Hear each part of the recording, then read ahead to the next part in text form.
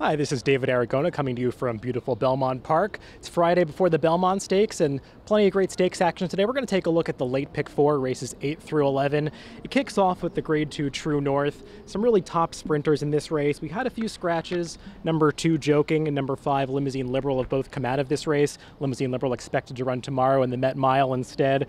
I'm taking a shot with Imperial Hint. I know that he disappointed last time in the Churchill Down Stakes, but I just felt that the way that race was flowing, a lot of horses that had outside positions seemed to do their best running that day, and Imperial Hint was just kind of down inside, didn't really seem to be handling the track, and he was just done early that day. His prior form is just a little bit superior to this field, and he should get the right kind of outside stalking trip, outside of the likely speed recruiting ready. If he gets that trip and runs one of his better races, I think he's going to be awfully tough to beat in this spot. The other horse you have to consider is Bobby Abu Dhabi, just because he's in great form. He's probably going to be a pretty short price off those California races.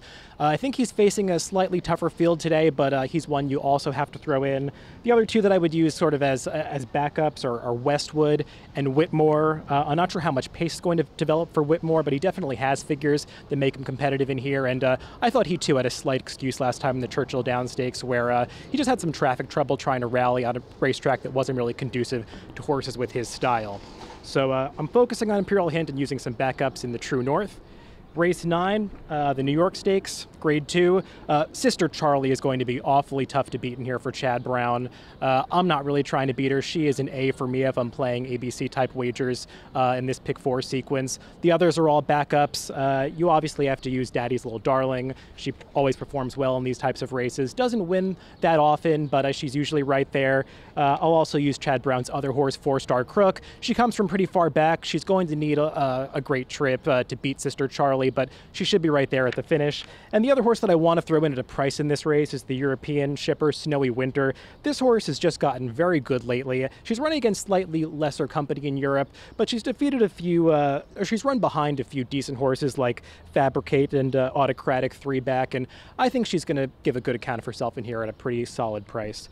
Moving on to the 10th race, it's the 2-mile Belmont Gold Cup. I like the 2 Euros, Call to Mind, and Funny Kid. I just feel like they're slightly better than these horses. I'll probably take Funny Kid on top at what should be a slightly better price.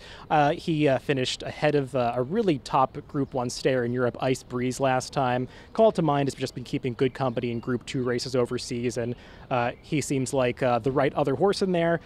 They both figure to be pretty short prices, though. If I'm going to consider some long shots, I'll throw in Canassar. I thought he had an excuse last time at Keeneland where he just kind of got too far back and got into the clear way too late to be effective that day.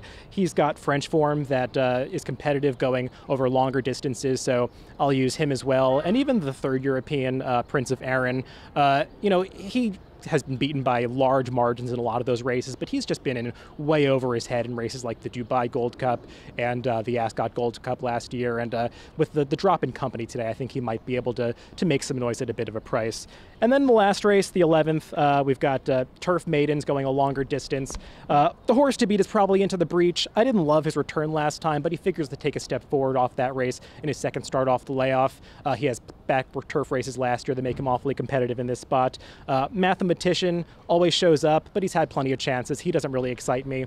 The 2 horses that I want to focus on, though, as alternatives are to the outside. One of them is Prompt for Bill Mott. He just was kind of green last time in his race at Gulfstream Park. He's bred to run all day as a 3/4 brother to Newsdad, a stakes winner going 1.5 miles.